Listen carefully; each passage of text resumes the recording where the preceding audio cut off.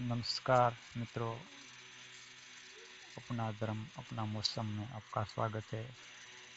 23 तारीख कल कहाँ बारिश हो सकती है, आप देख सकते हैं। पूरा भारत का ये मैप है। देखिए,